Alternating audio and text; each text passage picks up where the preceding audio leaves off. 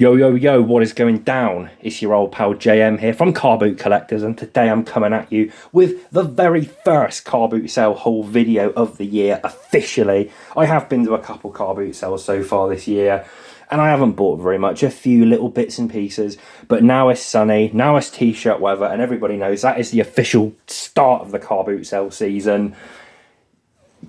Gone are the days of 5 or 6 market stall guys selling socks and dog biscuits, and in other times where there's 100 grannies selling vintage Star Wars toys and Super Nintendos, and well, you know, not quite, but I did get some interesting stuff, so let's get on in and show you what I found. We've got a nice array of stuff this time. We've got the usual car boot collector items, we've got the transportation memorabilia, we've got the toys, we've got some aviation memorabilia, a lot of aviation stuff this week, randomly, all from different people as well. It wasn't one person selling some stuff, it was like 5 or 6 aircraft related things from different people. Very strange. That's the way the booty is sometimes. But yeah, let's get on and show you what I found. A little bonus for this video. I was on an episode of Bargain Hunt recently, so if you want to check that out, hop on BBC iPlayer and have a little gander. I was on there. I was selling at the show as a dealer, and they come by and were like, yo, can we film? And I was like, of course, sure. And they ended up buying an item off of me. So I'm on the episode. I make a little cameo, a little 30-second speaking role, which I'm very proud of. It was an experience. Got to meet Philip Serrell, popular bargain hunt expert. Very nice man, very nice man. So yeah, let's get on in and show you what I picked up. We'll start off with what I got at the first car boot, because the second one, in all honesty, was a little bit of a waste of time. I travelled quite far out to it, and it was pretty much ending when I got there. I only bought like 2 things, but it was a sunny day. I was in the booty zone. I had booty fever, and I wanted to go to another car boot. But so anyway, let's just show you. Let's stop rambling and show you what I got. First item literally was actually the first item I found. It was a bit slow initially. There's a lot of stalls. It was sunny, but I just didn't find anything. And then I spied this 132 scale Willys Jeep, made by Gate, little die-cast model. New in the box, but the box is there's a little bit of wear to it, a bit of fading, a bit of a tear. Military vehicles in 132 scale are always very popular because it's the toy soldier sort of standard scale. So you can put your Britain's figures next to that, and it's not going to look like a giant Land Rover or a mini Land Rover, same scale. So yeah, Gate, Willys Jeep. That's pretty nice. I never had one of these before. They make 118 scale ones as well, with the character Beetle Bailey in them. I've had those before. I've never had, like, I didn't know they actually made sort of like proper ones. They're normally like cartoon style. There you go, a Gate Jeep. That's pretty cool. That's smart. I like it. We got some Barbies. So this store had a bunch of box Barbies. There's a couple more. There's 4 in total. These are all not proper vintage ones, not even really retro ones, but they're older ones. These are all sort of 20, 25 years old. I think these are all like early 2000s era.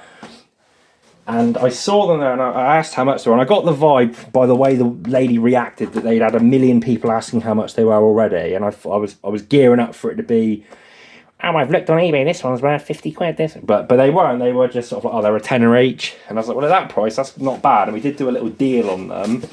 So we've got these 4 here, as I say, all late 90s, early noughties era. They're not super old, but they are older. 2002, so probably about the same era, sort of early noughties, as I guessed. So they're all new. The boxes are a little battered, but they are new, completely unused. So we've got Chair Flare Barbie there. That's proper early noughties with the glittery denim. And the gimmick is she comes with a fold-away camping chair. OG Woolworth sticker there. Represent. So yeah, that's Chair Flare Barbie. Don't think any of these are ones that are massively rare or sought after, but they're just nice to have them boxed. I don't really have many Barbies at the moment, and tend to find when you sell at toy shows, people do ask for girls' toys, but there's never really many for sale. So I do always like to have a little bit of the fashion dolls and that items of that ilk. So there you go, that's Shake and Decorate Barbie with this, I think, like, there's little beads in there that like stick to the outfit. I think that's the gimmick. Or maybe not. Maybe, I don't know. Not a clue. And then this one here, which is a fairly generic one. I don't think this has a gimmick other than she comes with a lot of shoes. Fashion Avenue Barbie. Quite a basic one. And then this one looks very fancy, but it is deceiving. Because this one is incredibly common, and this one's barely worth the £8 I spent on it. I did know that when I picked it up, but, you know, it was in the deal. So, yeah, this is Glamorous Gala Barbie. This one was, I believe, a UK exclusive distributed through Avon Cosmetics. And it's one of them things that I think when it was new, it was hyped up as a collectible and people just bought them. So there's always plenty of these about. These are not rare. These are not sought after. But nonetheless, it's quite a nice, it's like a nice entry-level collectible Barbie. Like, that'll be on my stall for maybe £15 on eBay, maybe £20, £25. And as far as Barbies go, that's quite cheap, and it's quite a nice collectible, displayable item. So, it does go in the sit cover. I'm going to leave it out because it's a pain. So that's the Barbies. There you go. They're quite nice. That was quite an early purchase. Oh, jeez! I'm just going to put them over here because they're going to fall over, aren't they? Yeah, Jeeps on the floor.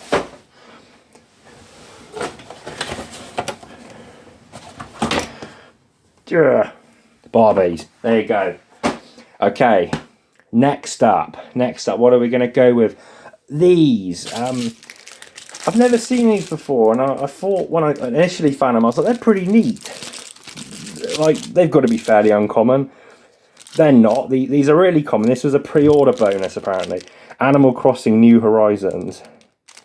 I don't know the characters' names, but they're just little pin badges of some of the characters. There's apparently 3 in the set. And these were a pre-order bonus from somewhere. Obviously, everyone bought this game. It came out in the middle of lockdown. Everyone had it. I didn't, but seems like everyone else did. So Animal Crossing badges. They were they're okay. Nice little inexpensive collectible. Let's go with this next, because this is a mystery item that I bought because I like it, alright? Any problems with that? I like it. A weird brass plate in this sort of wooden mount. No idea. Wasn't very expensive.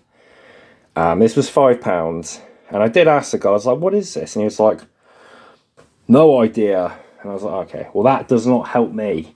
I like brass things that are interesting, sort of modernist brass things. I've got quite a few. I wouldn't say I collect it, but I do pick up occasionally little brass modernist things. And I thought this would make a nice little plinth or something, so that's what I'm going to use it for. I've got a very nice modernist brass fish ashtray, and I'm going to put that on it. A little stand. There you go. No idea what it's supposed to be, though. It could be a printing plate or an etching plate. But what throws me off from that theory is these bits here, which would indicate there should be like walls on it, possibly. No idea. But it's cool, and I like it. There is that. Next up. Don't really know why I picked this up, but it was somewhat appealing. It's this little pottery, stoneware pottery hanging disc.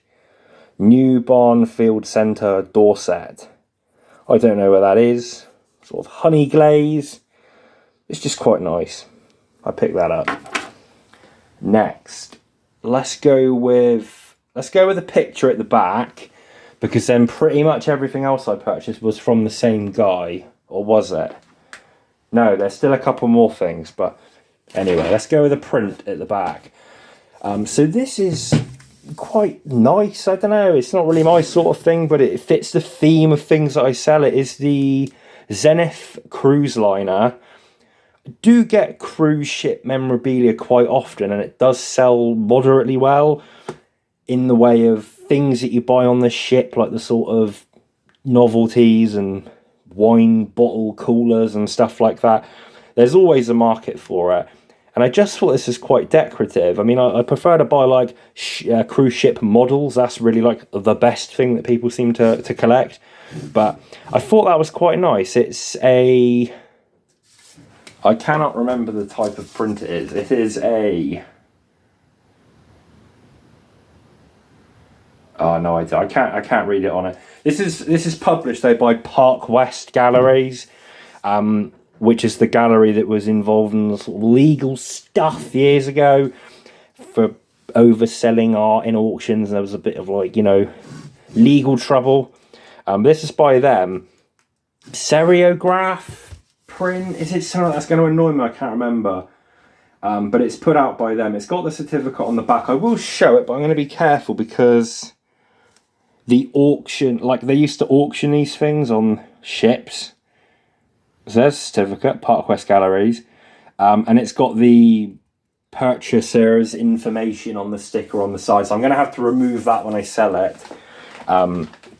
Yeah, I just thought that was quite nice. It's a limited print signed 350. The title of it is X Marks the Spot. And it's by a gentleman called Jeffrey Rivers, 1997. So there we go. I've spent enough time talking about that now. You've seen it already because it was in the background. But that is a cruise ship print. Pretty cool. I think it's quite cool. I think it's quite nice. I think if you collect this stuff for that ship, I think it was a Royal Caribbean ship. I don't think it is anymore, but it's quite a nice print. Someone will like that. It wasn't very expensive. It was £5. They did have a whole stack of prints from Park West Gallery. Most of them were mounted in the original shrink wrap, but not framed. I don't know how much they wanted for them. Early on, when I hadn't bought very much, I was this close to being like, how much do you want for all of them? They're all sort of modernist, surrealist things that were somewhat appealing, but not quite. I thought, I do sort of want them, but I feel like I'm going to spend a bunch of money on these and then be stuck with them. So I ended up just buying that one, and that was it. If they'd had more ship-related pictures, I would have bought them, but they didn't. So there's that. There was clowns and all sorts of weird stuff, modernist, cubisty things. But yeah, Park West Galleries, there's that. Next. We've got. Let's breeze through the couple of quick bits, and then we'll get on to the bundle that was from a guy right at the end. So this was in a box of dolls and bears and stuff. This is just a little Pippa clone. I mean, the head sculpt is very close. Very clearly a Pippa clone. It's just a real cheapo blow mould body. He's only got her boots. But there's a little Pippa clone. Not massively sought after, but they do go. Like, people do like these old Pippa bootlegs, and I don't see them very often. So I did grab that one. We've got a bit of flight-related stuff now. Let's do that, and then that's going to blend nicely into the bundle. So we've got this very nice book, Concorde by Mike Bannister, former Concorde chief pilot. This was not an item I purchased to resell. This I bought to stick on my shelf. I'll probably get around to reading it at some point. A very nice condition. We went to the Bristol Aviation Museum a couple of years ago when it was anniversary of Concorde's last flight. And they had a bunch of the pilots there. I don't know if he was there. I can't remember. But I did go to it. Next up. And I say this is really random because this was all from different people. It would have made sense if it all come from the same person, but this is all completely random people. So we've got a little 1/600 scale Delta Airlines diecast model pack. You can't see them because they're not in there, they're here. Made by the German company Schabach. They make some quite nice models. The little tiny scale ones aren't that popular compared to the bigger ones, but nonetheless, that's a really nice set. It's got all the different planes there, the Delta ones of the era. They are sort of close to mint unused, but I do notice a couple of them have a bit of cracking on the paint, which is fairly common for the tiny plane models. They often have that, even when they're brand new in the box. So there's that Delta Airlines set. That's quite nice. When I purchased that, the guy was telling me all about his experience flying with Delta Airlines, and I didn't really know how to respond to it. He was going, "Oh, have you ever flown on them?" "Well, my advice, don't. I was flying with them, and this happened, and then this happened." He was telling me all about it, and I was, "I'm at the boot sale, I want to go." I'm missing stuff. I'm missing a nice box of Star Wars figures on the next stall, possibly. That was that. And then the final little bundle of items from that car boot, and then we've just got a couple of things to end it. I was just about to leave, and this guy came in really late. He had barely anything on his stall, just a small handful of things, and they were all quite interesting, so I ended up buying a little bundle from him. So we got these aircraft removed before flight tags. So it's like a safety thing. They're in bits, and they, obviously need to be removed before flight. I don't know the ins and outs. I'm not an absolute expert on aviation parts. But we've got that one there, which is a fairly generic one. And then we've got another one which is fairly generic, but has a tag on it to indicate it is from a Boeing 737. So they weren't expensive. They aren't expensive items, but they're nice, just sort of cheap things to have. If I'm at a show selling plain stuff, they're just nice sort of set dressing for the store, but they're also inexpensive collectibles for someone that's maybe just getting into collecting, that kind of thing. So nice things to have. They were part of the bundle. And then we also have, keeping on the transportation theme, we've got a little bundle of nautical ensign flags or pennants, all related to the Channel Islands. So that one is Jersey. This one is Alderney, and then the final one, we have got a Guernsey one there. So yeah, these have got a little bit of age to them. They're not massively vintage. Ideally with these you want them to be like hand sewn embroidered ones, or sort of like that sort of thing, not printed. But these are older ones, and they are quite nice quality, so I put them in the bundle. That's those. And then we also had these two gauges. I don't know what these are from. They're made by a company called Coley in Brentford. They're just these really big industrial, they're both exactly the same, temperature gauges. This one's got a bit more of the apparatus, I don't know what you call it, on the bottom. They're just decorative more than usable. Some of these gauges, people will recalibrate them and reuse them. These are more likely going to go to someone that will use them as a decorator piece. That's those. Well, this whole wadge of pennants and flags. These are all sort of 1960s, 1970s era. It's got to be something quite specific for me to buy these, because they don't sell that well. But these are all Caravan Club related ones. Or quite a few of them are, and there's a few slightly older ones in there. I'm pulling out all of the newer ones seemingly, but there's some in here that are quite early. That's quite a nice one, British Caravanners Club. Quite a generic one, not in the best condition, but that's something someone will put on an old vehicle as an accessory. There's some older silk ones and stuff, but I say, these were just in the bundle. Some of these will be worth a little bit of money individually. The rest will be in sort of little groups. But yes, some nice ones in there as far as those go. So don't generally pick them up, because they don't tend to move that well. But there were some quite nice ones in there.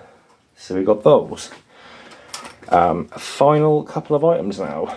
We've got an old tin toy. So this is Charlie Weaver the Bartender. This is an early Japanese tin toy from the 60s, made by Roscoe. It's got the little mark there.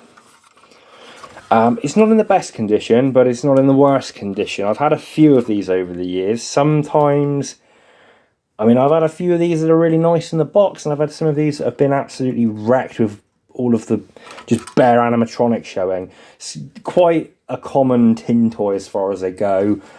But this one was okay, and as I say again, it wasn't that expensive, and it was in the bundle, so I picked it up. Quite interesting. I didn't realise that. I've always figured this was just a generic tin toy as you get. I didn't realise this Charlie Weaver fella was a real guy. So this is a comedy. Doing a little bit of research on this, is a character played by an American comedian called Cliff Arquette. And he just played this character of an old guy, sharing anecdotes, rambling, etc. I didn't realise this was based on an actual person. I just figured it was generic. So I found quite interesting. And then going on a bit of a Charlie Weaver deep dive, the actor who played him is the grandfather of David Arquette of Scream and Ready to Rumble fame. So, you know, small world. Yeah, interesting facts for you there. This has been like messed around with, I think. I think the electronics have been... because the battery compartment is wrecked, but it does surprisingly still work. But I think this is being added. Someone has like done their own bodge job there. I think there's supposed to be a plate on the bottom as well. But surprisingly, it does still work. He sort of shakes up the cocktail. He jiggles around. He should have a glass which is missing. Puts it up to his mouth. And then he goes bright red. This is vinyl. It lights up, and then steam comes out of the ears. And it does work. He does move around as he should. There's no steam. I don't know how you activate that. But as I say, it's missing his glasses. But it's in quite a nice condition. It's not bad. If someone's getting into collecting tin toys, that's not going to be a very, very expensive place to start to get a fairly nice toy in your collection. So that's why I picked that one up. And finally, we've got the couple of bits that I picked up at the second car boot sale. Just say it was basically a waste of time going to, but you never know. It's the thrill of the hunt. So basically, what did I get? Like four things. We picked up a Blu-ray. Another one. This is sort of for myself to watch. We've got Mickey Rourke in The Wrestler. I've been interested in picking this up for a while. I just haven't seen it on Blu-ray. You see it on DVD all the time. Pristine condition. That was 50p. Has anyone seen that? I haven't seen it. It's supposed to be quite good though. So The Wrestler. These baseball caps. When I found these, I thought this was really cool. I mean, it turns out there's just loads of them on eBay. Like, evidently someone at some point has found like a container full of these or a pallet full of these. So this is a proper vintage early noughties tweenies baseball cap. It's got that on the front and it's got all the characters embroidered around the edge. And it's got like a light up feature, so that thing lights up. I saw that on the store and I thought, I've never seen one of those. Like, that's... some tweeny stuff is fairly sought after these days. I thought, yeah, that's someone I want that. And the guy was like, yeah, I've got more of those. And I thought, oh, does that mean that there's loads of them about, or does he just happen to have loads of them? So he only had two. I bought both of them. And people are selling these on eBay. Like, you can buy 3 of them in a job lot for £5 free delivery. So there's evidently millions of them about for some reason.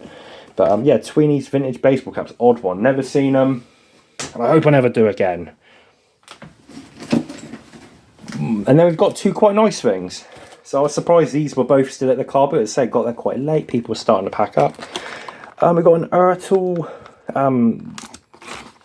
not really farm. This is more of like a construction plant model.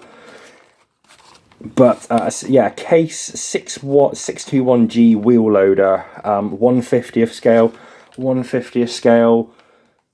Generally, if I'm construction models, are more collectible than 1/50th. That's just, people prefer them.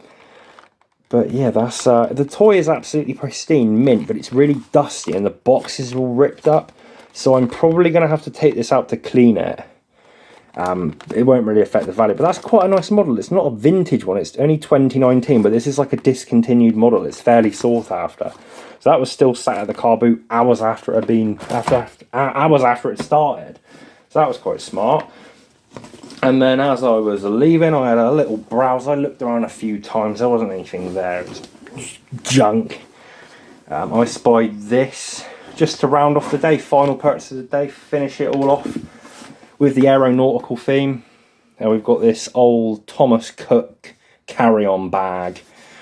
This is probably late 60s, probably more 1970s to be fair. And it's in really nice condition. It's a canvas one. Sometimes these are vinyl.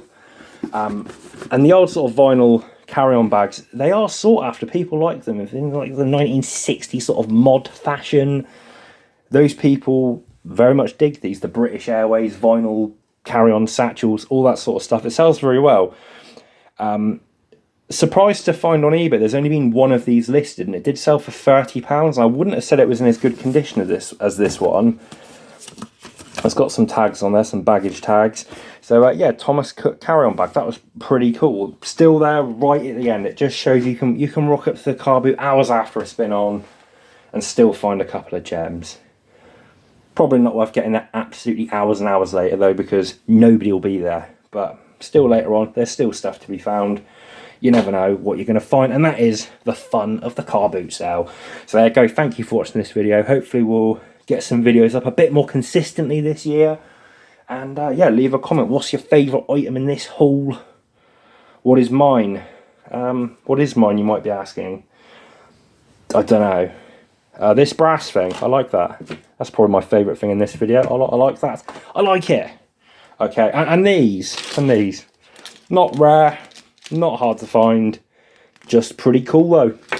So there you go. You know what, actually, I'll show you this. I bought this at a flea market about a month ago in this Smart. This is cool. It's just a bit of an aircraft, so that is like a light cover from a wing. And the glass is all chipped up. That's from where the wind like rashes it as it's flying. Isn't that smart? Look at the shape of it. That's so cool. That is smart. So as you can tell, I've been on a bit of an aircraft hype recently.